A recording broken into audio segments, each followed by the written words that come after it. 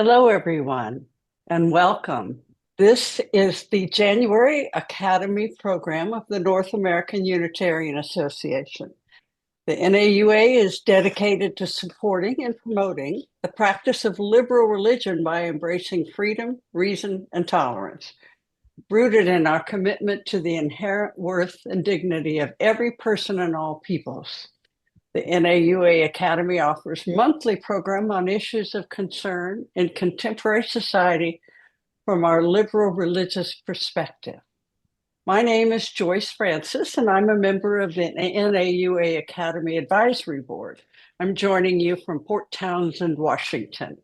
If you're willing, I hope you will add your own location after your name, as I have done. We are becoming an international organization with new participants and members joining from South America and Europe.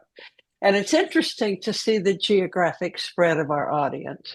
You can rename yourself by clicking on the three dots next to your picture in the participant list or in the upper right corner of your picture. I'm going to bring our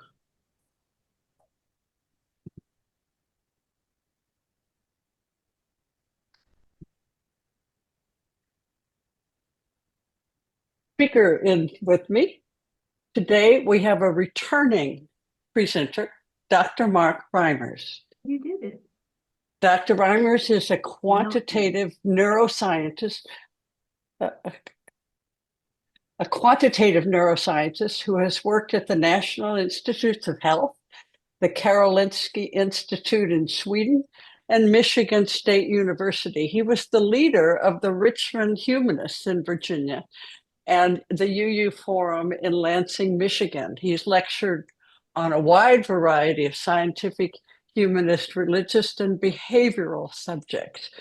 You'll note that we are recording this presentation, which will be approximately 1 hour, broken into two parts with a brief chance for a couple of comments and questions in between. That recording will be available soon on the NAUA website, naunitarians.org. During the presentation, I ask that you all remain muted. For those who are joining us live, we will then stop the recording after about that hour and move to a full question and answer period for roughly 30 minutes. And then we'll follow that by breakout rooms for perhaps another half hour. So, with no further ado, I would like to leave the program in your hands, Mark. Sure. So is Terry going to talk now or at the end? Terry isn't talking. He's managing our... I misunderstood.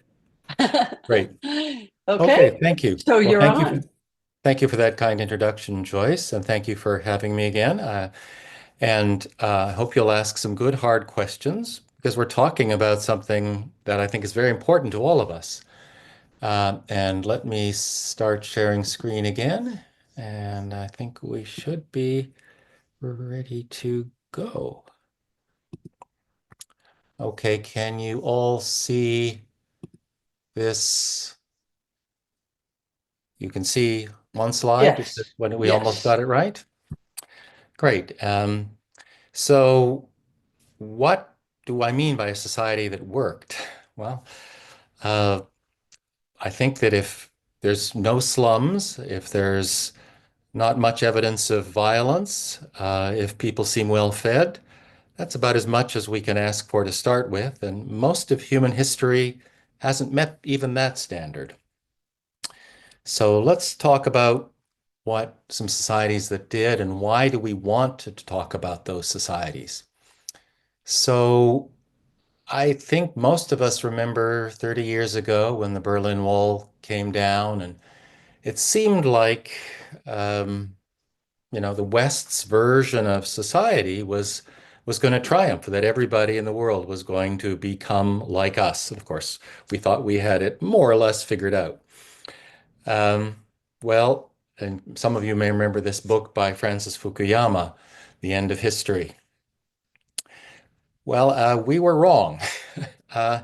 History is back in a rather unpleasant way in many places. We're now having the first major land war in Europe since the Second World War. We're having violence in the Middle East, and of course, I don't need to talk to you about what's in store for this country. So I think it is worth asking about societies that lasted quite a while and that seem to avoid these kinds of problems.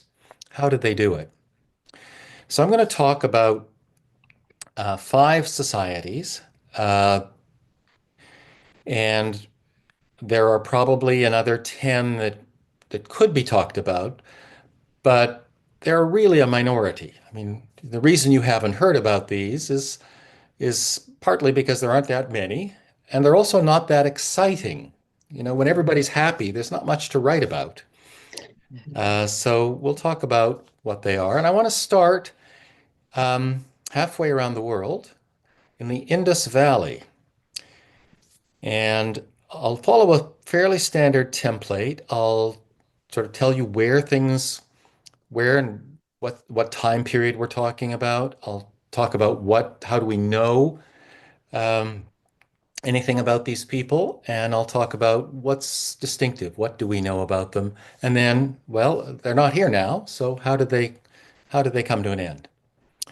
So this is an early Bronze Age society. So these people are contemporaries of the Sumerians. So our earliest sort of Mesopotamian civilization. And they're located or they were located in the Indus River Valley. And so that's right now more or less the border between India and Pakistan.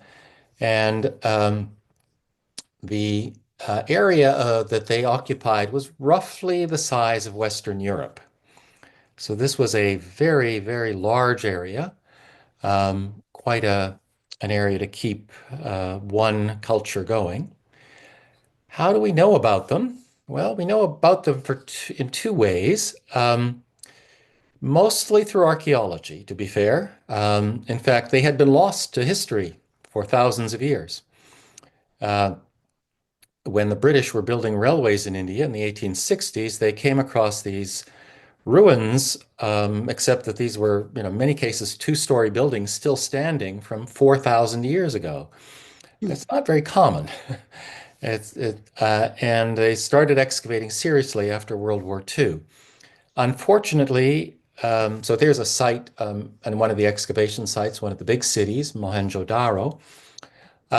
They left lots of script, but nobody's been able to decipher it, at least not so that everyone else agrees that they figured it out. And we're not even sure if it's writing, and as we understand it, or maybe a sort of seals or personal identification. But now that we've started to do the archaeology, we've put it together with some Sumerian and Akkadian historical records. So they talked a lot about trading with a land they called Melucha. And they regarded the people who lived in Melucha as really the ideal. I mean, they were the advanced civilization of the time, the early Bronze Age. Couple of things that were noteworthy. First of all, they made exquisite craftwork that couldn't be matched anywhere in the world at that time. I'm showing you some of their jewelry on the right. And the Mesopotamians loved this jewelry. And fortunately, the people from Melucha were also really good engineers, and they made seagoing ships, which the Sumerians couldn't do, and the Akkadians couldn't do. So they could traverse 1,000 miles of ocean to bring all of this nice jewelry and other craft goods to trade. Interestingly, it doesn't seem like all of this gold and jewelry was very precious back in the Indus. They didn't seem to care about it that much. So what do we know about them? Well, they had pretty advanced irrigation, public baths, indoor plumbing. So we can find washroom drains, and 2-story buildings with indoor plumbing all the way to the second floor. this is, 2,000 years before Rome. And they were doing many of the same things. At the peak of the civilization, a little before 2000 BCE, the current estimates are that there were about 3 million people living in about 1,000 towns and 5 big cities. Um, so there seems to be, they seem to have managed to figure out urban living and civilization. But what's really remarkable is that is the things that are not there.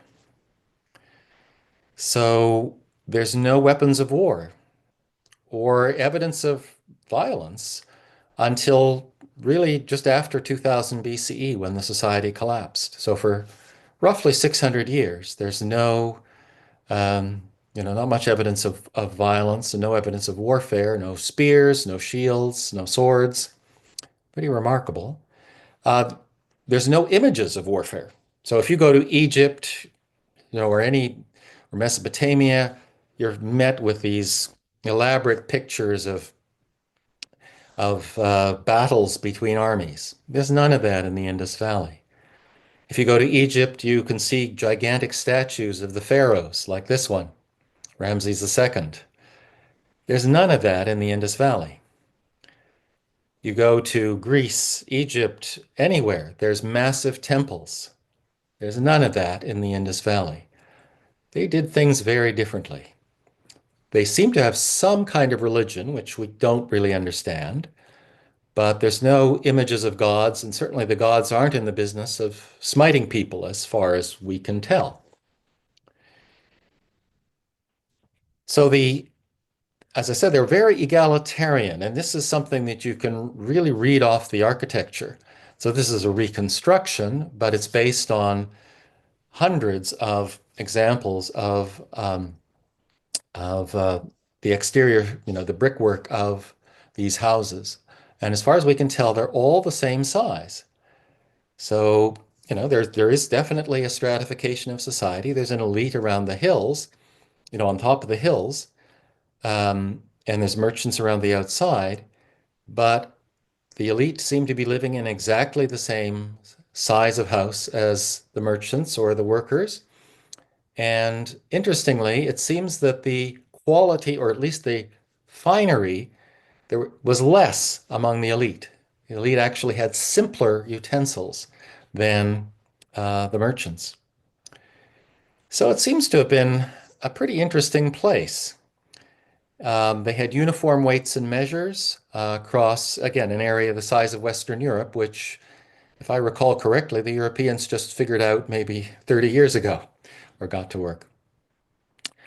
So this sounds like a pretty nice place. Well, why aren't they here? What happened?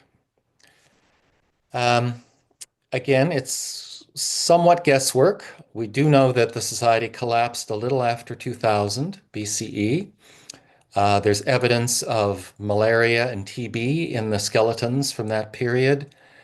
There's evidence of violent death and civil disorder. We do know two things. One, that there was climate change back then too.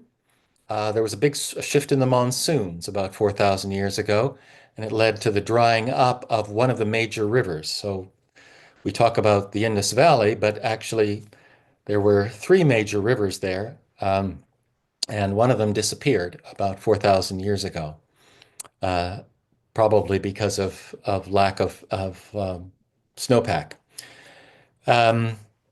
The other thing seems to have been more economic, and it's more speculative, but they certainly, remember I told you that they had built ocean-going ships, so those ships were traveling all up and down the coast of East Africa. So remember, this is, almost 3,000 years before the Arab traders made made the Indian Ocean their trade route. And they seem to have brought back a lot of diseases and also some grains, millet in particular, that seems to have disrupted their economy. I can talk more about that if anyone's interested. So it seems that a change in society and a change in climate and an increase of disease seems to have destabilized them enough to break down society. For a while, people thought that the Aryan invasion had knocked them over, but we have pretty good dating now for both the collapse of Indus and the Aryan invasion, and it seems pretty clear that they're about, at least 300 years apart. So the Aryans came in partly because the area was empty and there was nobody to resist. So let me pause there. Joyce, do you want to call on people? We can take maybe 2 or 3 short questions.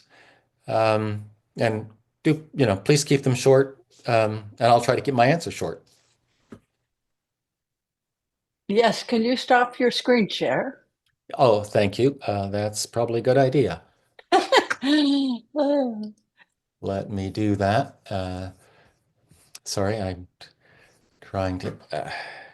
I know, it takes a while. Okay, There there we we go. go. Hi. New computer. I see Julie has a hand up. Julie, let's hear from you. You're muted, Julie. Oh, Now you're okay. Oh. You're fine. oh, okay. Okay, you got me, Mark. How did grains disrupt their economy? It's an interesting, subtle issue. So they had traditionally planted and did their farm work in the winter, and they did their craft work, their sort of um, creative work in the summer when it's too hot. But millet grows in the summer.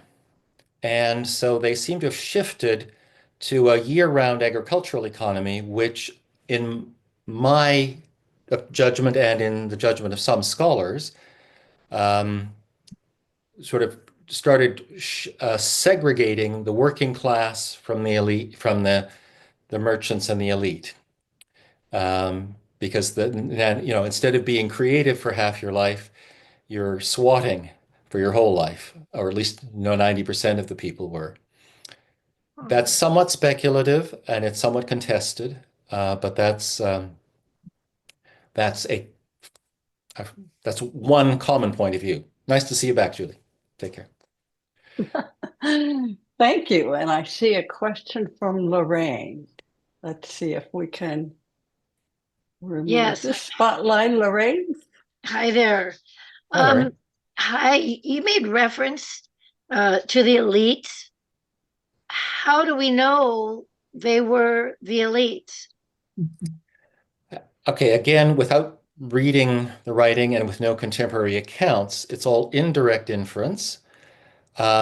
So the um, the houses on the tops of the hills, which are usually the more desirable locations in most places, were also close to the public baths and to what we think were the assembly halls and what we think were the religious locations. So remember, there's no temples per se, but there are rooms in the tops of the hills that seem to have a lot more religious iconography, various kinds of fantastic animals and other things. Again, it's a sort of a weight of several lines of evidence, each of which is not definitive. Any other questions? Do Was I there one on see the any chat? other? Oh, yes, it looks like there might be. Let's see. It was probably me. How do we know the elites? Yes, Sure. it was. So, okay. Okay. Are there any other questions? I don't see any hands. So, Okay, well Mark, then if you want I'll to carry on, we keep will going. get out of your way. Sure. Um, by the way, I should mention that again, we have indirect evidence that men and women had roughly equal status because the way that they're portrayed, they're often portrayed in equal sizes in iconography, and they're often wearing very similar clothing. Again, very unusual for that time. Let's go back then to share screen. And all right. And I'm going to play. Right. Okay, so I want to switch gears now to a couple of locations in North America, and one of them you've probably heard of, and so I'll start with the one you probably haven't heard of. I'm going to talk about, oops, what happened there? Um, I'm going to talk about some places in Central America um, who are not the Maya and not the Aztecs. And I'm going to talk mostly about a city-state called Tlaxcalan. Okay, so it took me a long time to learn to pronounce that. So I don't expect you to learn how to pronounce it. But um, the we know through archaeology and also through written records of at least one of these city-states, and that's the Tlaxcala people, and I'll tell you why in a minute. Um, but many of the city-states had no written records left, and we can only infer that they had a kind of republic, small r republican style of organization, meaning that they had, some sort of representative government. They don't seem to have been they don't seem to have been part of the same nation or empire. Unlike the Indus Valley, there was a fair bit of warfare, but as far as we can tell, it's mostly warfare instigated by the Aztecs, who were quite an expansionist polity. So again, how were they distinctive? So I'm going to talk about Tlaxcala. Uh, so again, uh, and this is partly why they were not known. There's no palaces in Tlaxcala. There's no royal tombs. There's no gigantic statues. There's not much jewelry. So there's nothing to bring home, to show that to be the Indiana Jones of whatever university you're attached to. It's all very boring archaeologically. Um, and all the houses, again, are the same size. There's public squares of equal size. Sorry, I elided two lines there. No palaces. Um, Again, the signs of authority, there's no statues of great leaders. All the signs of authority were anonymous, linked to cosmic symbols and some of their gods. Um, we do have written evidence about how people attained public office. They had to basically go through severe, humiliation and arduous training, sort of like Navy SEAL training plus, public humiliation. And once you'd gone through that, then you could study for the history and the laws of the society. Um, we know that they were a multi-ethnic, multi-polyglot society. So although the original Tlaxcala people were all NAUA people, that's the same ethnic group as the Aztecs, they incorporated or were joined by many other, people from many other ethnic groups, mostly refugees from the Aztecs, as the Aztecs steamrolled over most of Mexico. Um, they um, many people from other tribes fled to Tlaxcala and joined. And in fact, the greatest leader and hero of Tlaxcala was not even a NAUA, was one of these refugees. So it was quite a welcoming society in some ways. One interesting comparison you might make is between the Aztec capital, which is Tenochtitlan, and the Tlaxcala city. So Tenochtitlan is on the left, and you notice that there's a big central plaza with all the ceremonies and the palaces and the temple, and all the roads lead to they're all pointing toward that one central location where the king presides. Whereas the Tlaxcala is organized somewhat differently. I'm having trouble getting my pointer to work, but Tlaxcala is organized sort of decentralized format. There's public squares throughout the city. Remember, this is a very rugged landscape, so it's somewhat broken up by hills. But the interesting thing is that the seat of government is way off to the right in this picture. So the Senate, about 100 men, met far outside the city. And it was close to nobody's home. So nobody could, nobody could claim ownership or had any special access or privilege there. And the Spanish chronicles record this. So what happened when they met the Spaniards? In fact, what happened was that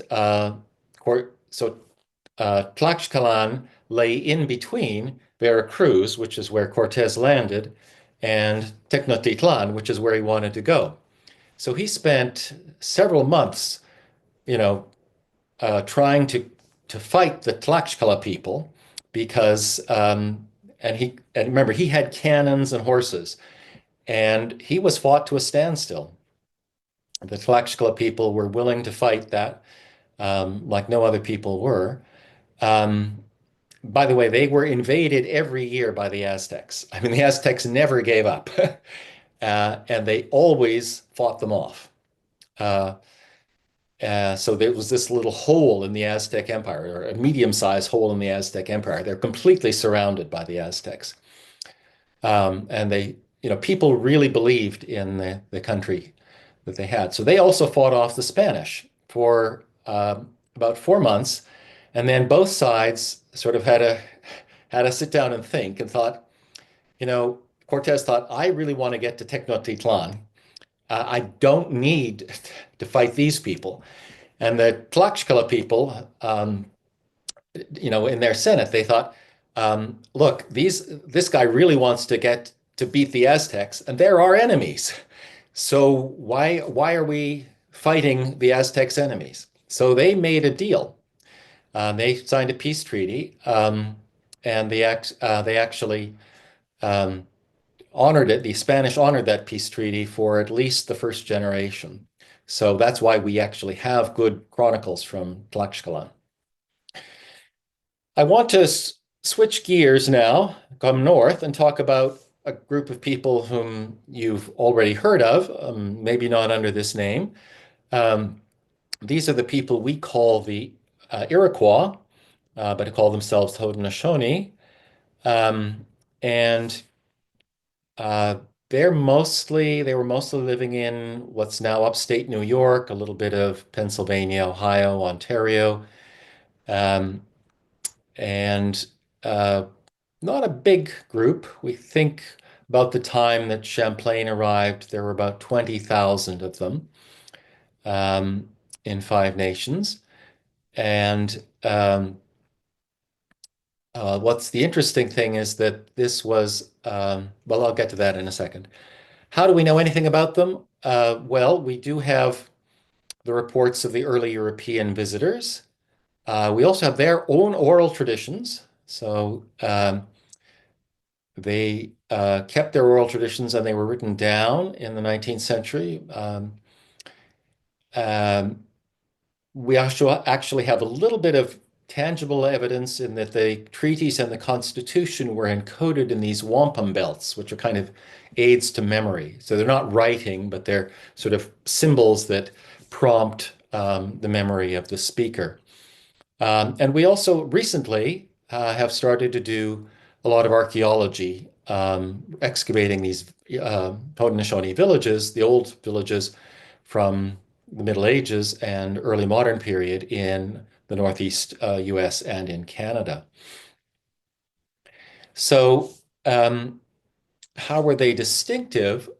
So most of the woodland Indians, Eastern woodland groups at that time were at war with each other, and pretty vicious warfare. This group of 5 nations had been at peace for at least 2 centuries. According to their own tradition, 4 centuries. Archaeologists think that it's probably more like 3 centuries. there seems to have been a big change in the structure of villages around the year 1400. And so, the defensive fortifications go down, the agriculture increases. So we guess that sometime a little before 1400 is when the Great Law of Peace came about. That's the story of Hiawatha, which many of you have heard in different forms. Another thing that's very interesting is that they had very strong women's rights. So all of the property, for example, the longhouses, the agricultural fields, all of the fixed property passed through the female line, not through the men. And when a man married, he had to move into his wife's house. Very different from Europe and from many societies. And the men had very definite authority over warfare, but the women could in fact depose male leaders and did so occasionally. So they had very traditional economic sex roles. Men hunted and trapped. The women were the stewards of the land. But interestingly, they also had a very strong commitment to individual liberty. So something that puzzled the Europeans for centuries was that they could have a discussion with the chief. They thought they could settle things, but the chief couldn't guarantee that the people would obey the treaty. And they just didn't understand this because, as soon as, the leader of the French expedition had decided something, then he could command on pain of death that all the French settlers would obey. But the chief couldn't command the obedience of any of his people. He was more of a discussion leader and a war leader at times, but not the kind of person who could enforce rules on the people. And this idea of individual liberty was very prominent in the discussions that the founding fathers of the United States had with their friends. Many of them were honorary members of one of the Haudenosaunee tribes, often the Mohawk tribe. They had long discussions with their Native American friends about how to run a government. And so much of these ideas influenced the founding fathers of the US as well as the Enlightenment in Europe.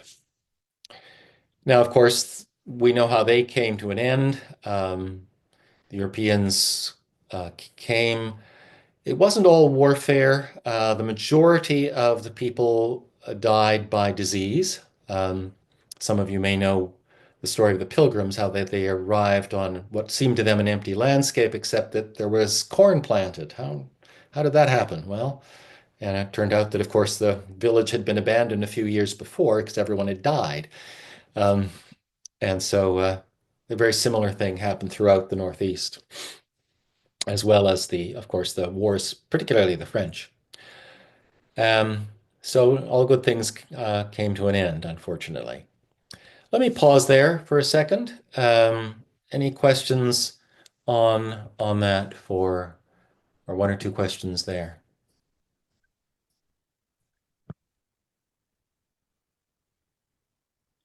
Terry. Yeah, thanks, Mark. I don't disagree with anything what you were just saying, and that certainly the contribution of those groups to the Enlightenment is an untold story that needs to be retold. But I'm wondering, there's a lot of history about how the Huron or the Iroquois Confederacy wiped out the Huron nation, basically.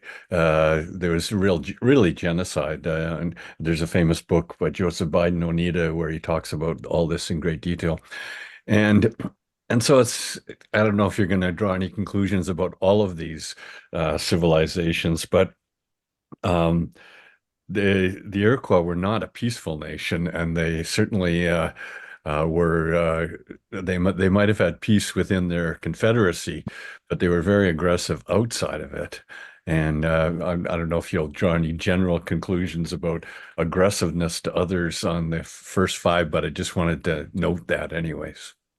Yeah, you're right. They were, they had gone from intertribal violence among themselves to becoming a unified polity, and then they expanded outward. So a large area that they conquered in the 200 or 300 years before the Europeans dominated the area was largely at the expense of the Wendat or Huron people and some of the other people. They even came as far as Michigan, and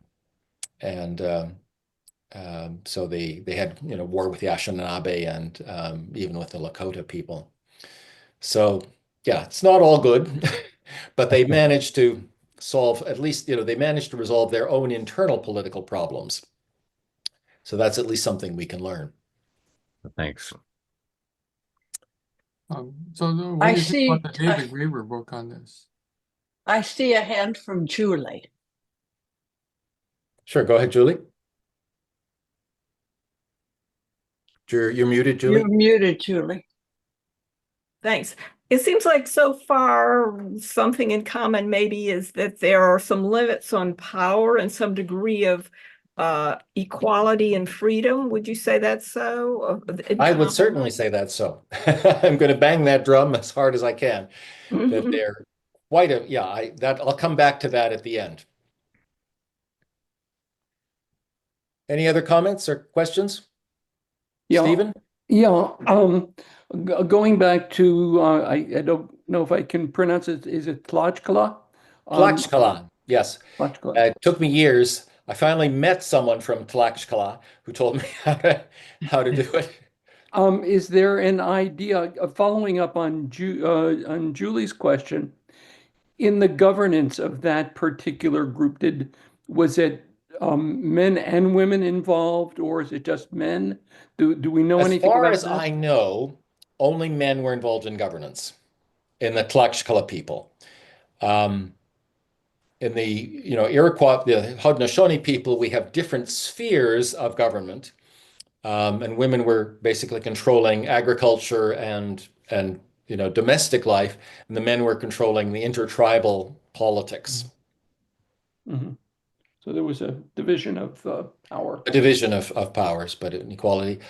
We have no idea about governance for the Indus Valley, really, and all we can indirectly think that men and women had fairly comparable status, but we can't say how they made decisions. Dick, a quick Okay. question. Yeah, what do you think about I think it was David Graeber wrote a book on the. Oh yeah, the dawn of I everything. read that book. Do you have any comments on that or any agreements? I have many comments about that. Maybe we can save that for the longer discussion. Briefly, I think it's well worth reading. I wouldn't believe everything they say especially about the European history, which is not their forte, European intellectual history. But I have dug up a lot of the references they cite, and I think that for a lot of the archaeological work and anthropological work, and I think their interpretations are by and large pretty fair of the ethnographic work. Again, intellectual history, I would be skeptical of. Okay. Well, let me go back to. I would say about during the last year, I think I read an article review about the Tlaxcala. Can you remember what that was? Maybe it was a good. Well, actually, I didn't know about them. I came across this article in Science magazine about 7 years ago, and it was picked up in the Observer and a few other places. So you may have run across an article about that. There was something in a more popular venue. I can't remember where. Just in the last couple of years, because I remember everything you said was very familiar to me. Okay. Maybe because it was very accessible, good article. I just can't remember. There are a few popular accounts of this. I don't know them all. Yeah, okay. If you find it, you can let people know because it was a good summary. Yeah, I have several good popular summaries of it. If people are interested, I can put references at the end. Right. Okay. Okay, well, let's go back to part 3 then, and I'll share screen again. And let's go. All right. So I want to talk now. Remember, I've not said anything about our, European culture, which is where most of us came from. So I want to talk now about 2 very different European cultures that both show, to some extent, some of the characteristics that I've been talking about. And I'm not going to be talking about Athens, okay? or ancient Greece. So I want to start talking about, so probably most of you have not heard of either of these places, but I want to start talking about the Tripilia culture, which really had the first sizable towns in the world, 4000 BCE. And it's kind of ironic that at this very moment, a lot of those sites are getting bombed because they're in Western Ukraine and Eastern Romania. So here's the bottom right of this map is the Black Sea. I wish I could get my pointer to work. And in Romania, the culture is known as Cucuteni. They're just villages where the first sites of this sort were found. The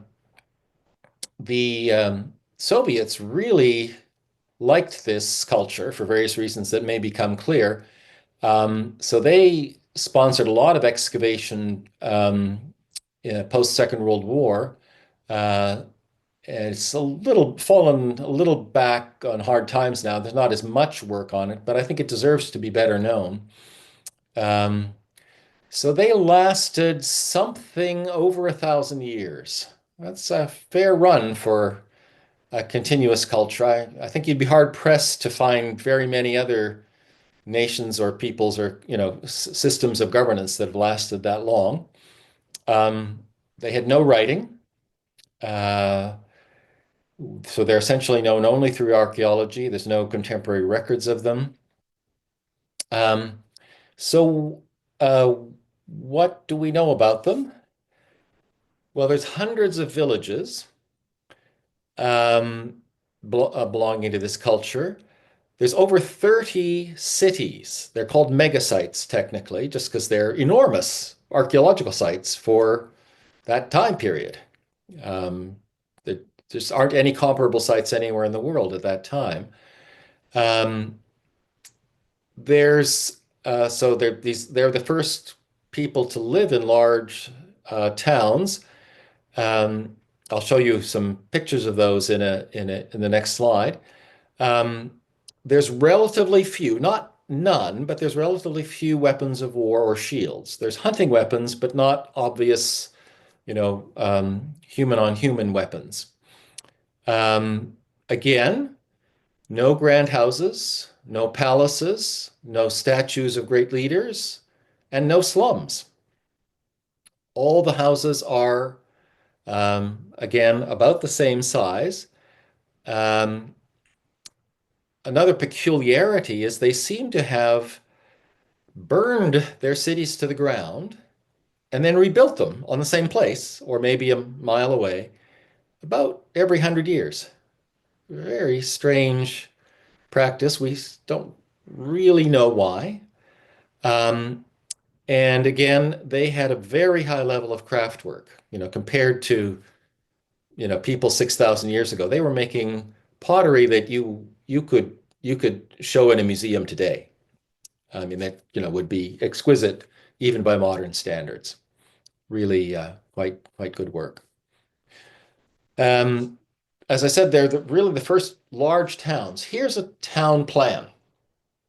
One of the megasites called Glibochok, and most of them are very similar. They're all arranged in a circle, and this one is 2 sort of circular rows. Typically, they are each the perimeter is arranged in neighborhoods, and each neighborhood has a distinctive style, but all the neighborhoods have houses of the same size. So they're, all the houses in each neighborhood are the same size, and all of the neighborhoods have the same size of house, but each has a distinctive ornamentation. It's like houses in a school, or like clubs. We don't really know what they mean. And we estimate that, many of these megasites were home to 20, 30, 40,000 people. And if you want to make that comparison, that's about, 20,000 people is about the size of one of the, big cities of the Bible, Uruk, 2,000 years later. So these people were really in advance of their time. And so they seem to have, they farmed, they hunted, they seem to have managed to keep their land fairly fertile, which, again, if you're, anything about farming, that's quite something to accomplish over 1,000 years. Most modern farms kind of get worn out without an addition of extra fertilizer after a few decades. So it's quite remarkable that they managed to live in some harmony with nature and with each other. Something that's not really obvious in this picture, but sort of toward the center, you can see what looks like one large cluster. And I think, although I'm not sure, that that's the posts for the meeting hall. So every town had a large meeting hall in the center, and there were plenty of statues and other what we think are religious symbols there. Again, no statues of people, no great heroes, no great kings. But it was big enough that, in principle, every adult in the village could assemble there. We don't know that they did, but it's suggestive that maybe that was a town hall. We don't know. So how did they end? Again, it seems like a nice society. Well, yeah, that lot long ago, we don't really know. There's two sort of leading contenders. So they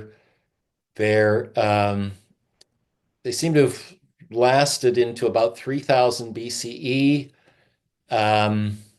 give or take a few centuries. We're not real sure. So one possibility is, again, climate change. There was a cold period and a dry period about 3200 BCE. And that may have weakened them quite a bit. For my money, the second hypothesis is the more compelling. So we've all heard about the Indo-Europeans, and as an ethnic group, they're known now to archaeologists as the Yamnaya, or we've identified, the source of the Indo-European languages as the Yamnaya people, who invaded most of the world, or at least most of Eurasia, over a period of several centuries. And they seem to have arrived in Western Ukraine not long after starting out. That was basically the first stop on the way west. And they left a tradition of violence and horses and of course our languages in their wake. So not nice people in many ways. So that's maybe a society that is at the very beginning of European culture. I'd like to talk about one that's more toward the middle. And again, this is something probably a few of us have heard of. In particular, the Emirate of Cordoba, roughly 2 centuries from about 800 to 1000 of the Common Era. The southern half of Spain, or southern 2/3 of Spain. And we have lots of written records here. And we have lots of remains of buildings. Some of them have been restored. Most of the more glorious ones have not. But many of these were quite marvelous buildings, and Um, we had a lot of scholarship and writing from that period.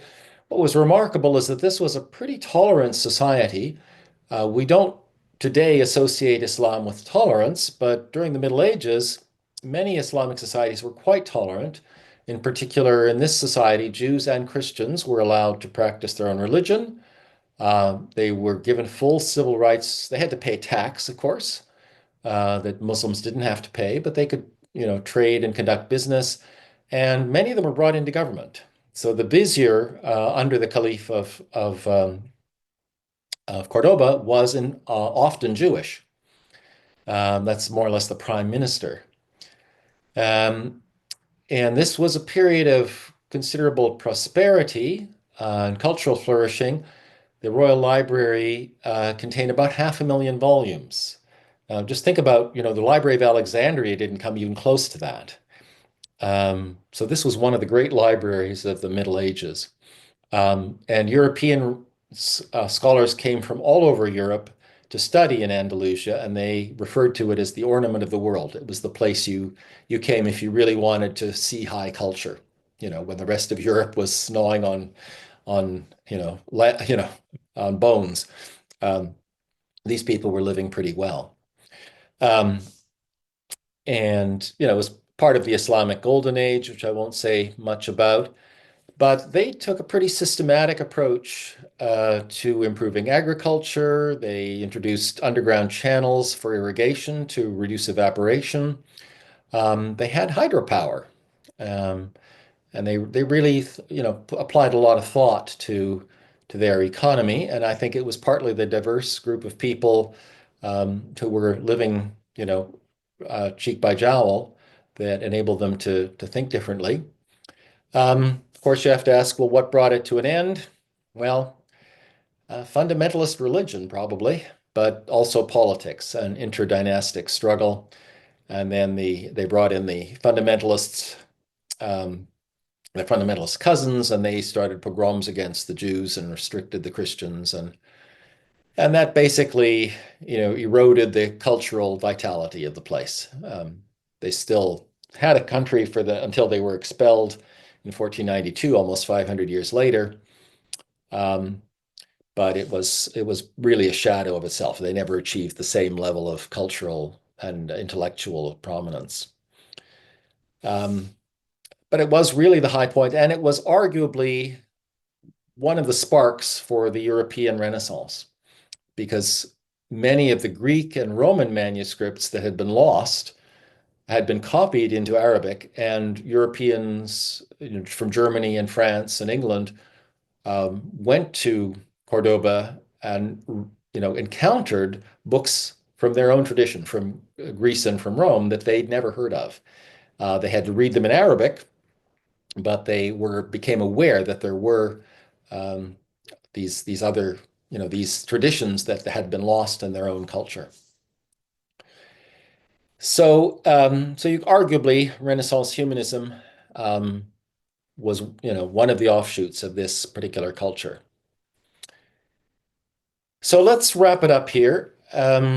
What can we learn? And remember, I've talked about 5 societies here, and you have learned in history about dozens of societies, none of which were like this, most of which was bloodshed and warfare and oppression and slavery. As far as we know, none of these societies had slaves. Are there only 5? Are there any more? Well, we think, or at least some people think, and David Graeber is probably one of the people who thinks more generously and others not so generously, but we do have some modest evidence from archaeology for several other thriving egalitarian societies, many of them in Central America. Some of you may have heard of Teotihuacan. It's not the same as Tenochtitlan, so not the Aztec capital, but a magnificent city that's not too far from Mexico City, which is where Tenochtitlan is now. And there's some evidence that they had a kind of, I don't know, people's revolution sometime around 200, 250 of the Common Era. So they certainly had all of the, sacrifices and temples and palaces and the whole 9 yards that that everybody else had, the Maya and the Aztecs and everybody else, up until that time. And then the sacrifice, sometime in the 3rd century of the Common Era, all the sacrifices were stopped. The temples were blocked off. The Temple of the Sun was occluded with a wall, so you couldn't even see it. And after that time, it seems that people lived again in large apartment buildings where it seems, that they were all about the same size. We have no writing from the period. We have no idea. And there's no iconography from later on about great heroes. So it seems that they had a kind of egalitarian revolution. This is all speculation, informed speculation, but still not definitive. There's evidence for several early sites in the Mideast, before the rise of the kings. But again, no written records. It's just, very indirect evidence, or I shouldn't say no written records, very indirect written, nothing that actually describes the politics, just indications of communication that's more common among egalitarian societies, deliberations and things like that. A group of people that I didn't know much about, and I suspect most of you don't, is the Himalayan foothill kingdoms. For several centuries, 700, 600 BCE until the Mauryan Empire, they seem to have had a kind of representative government. Some of you may have read the Pali Canon of Buddhism, and it sounds an awful lot like bureaucracy. It sounds like a deliberation of a committee in many ways. Well, that's the milieu that Pali Canon came from, is from these Himalayan kingdoms. I mean, the Gautama Siddhartha was supposedly born in one of these sort of Himalayan kingdoms with a republican-style government. So people debated endlessly in order to make decisions and gave reasons. That's maybe what's reflected in the Pali Canon. So I would like to draw conclusions which some of you have been asking about. As far as I can tell, all of these societies had a very strict egalitarian ethos. They had effective methods to restrain individuals from amassing power. And they also seem to have had a strong redistribution ethic. So not only do we see, for example, in the Indus Valley, that right next to what we think of as the elite quarters, and what we think of as the religious central centers, there's this massive granary in all the cities, and it's obviously was drawn on by everybody. So and we have no evidence of poverty or slums in any of these places, whereas in most other big cities from the ancient world, Rome, Athens, what have you, or in Mesopotamia, there's clearly good rich neighborhoods and poor neighborhoods. But there don't seem to be evidence, we don't see that same kind of thing in the Indus Valley cities and Tlaxcalan or many of these other places. But nevertheless, as far as we can tell, certainly we have good evidence in Tlaxcala and in Andalusia and in a couple of other places that there was definitely a hierarchy, that those who showed a meritocracy, those who showed some skill or strength or wisdom were promoted in status and responsibility. So the leadership was selected based on competence rather than bloodline. Or wealth, and you just couldn't get wealthy in some of these places. So I think that's probably where I'll leave it, and let's go right to questions and discussion. And I will stop sharing screen.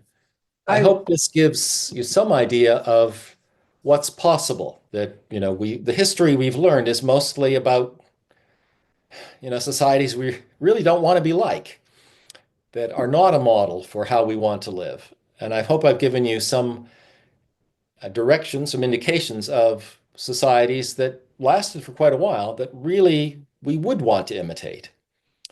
Mark, before we go into our full question and answer session and discussion, we'd like to give you a break to catch your breath and give me a chance to make some announcements. Sure. So give us a couple of minutes here. Okay. And you get a break. Great. I'll take it. And good, go for it. And I would like to share some information with the group. First, I want to say, again, the NAUA supports and promotes liberal religion by embracing freedom, reason, and tolerance. We welcome your participation and support, and certainly hope to see you again at future NAUA events that you can find in our website.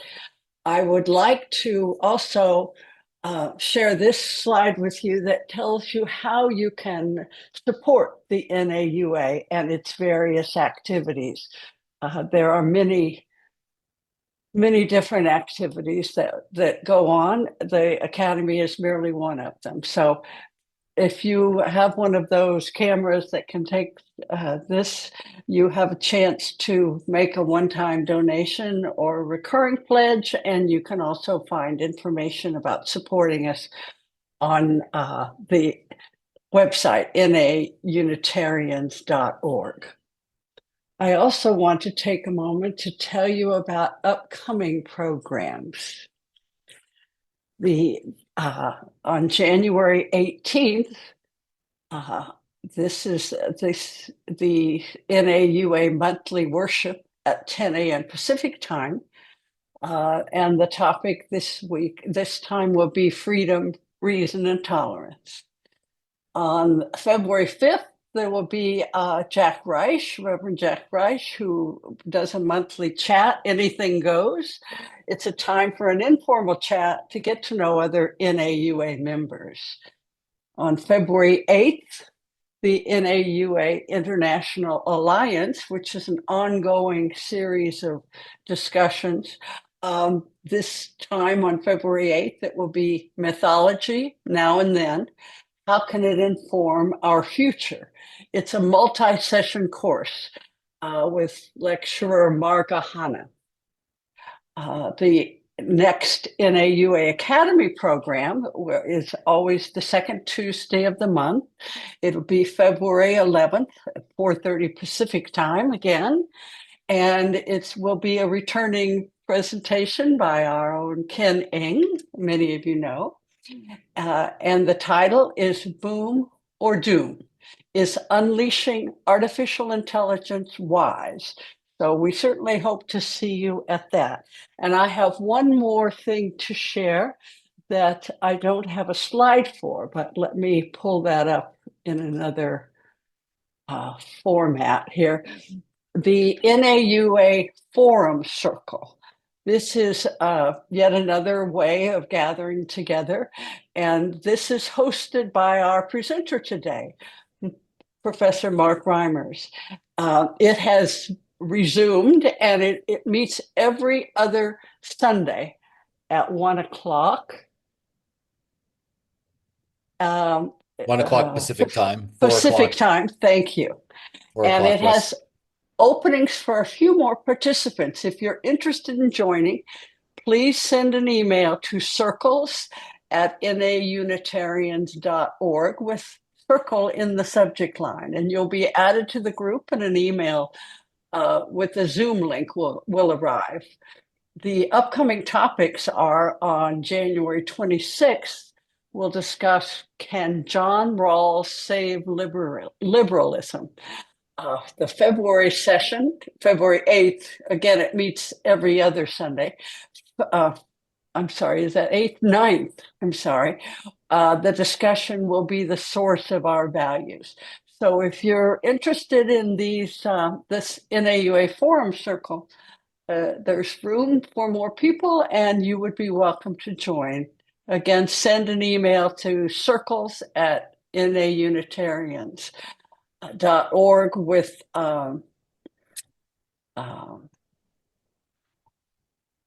circle in the subject line. Okay, I think that's all of my announcements. So let me stop sharing and bring back Mark. And we have already somebody with a hand up. So are you ready, Mark? Sure, I'm ready. If I could just say and- one word before we Oh. start. Some of you have not heard of John Rawls. He's one of the great philosophers of the 20th century, moral philosophers, and he really had a compelling vision of what liberalism could be, and maybe we should pay attention to it at this time. Okay, that's all.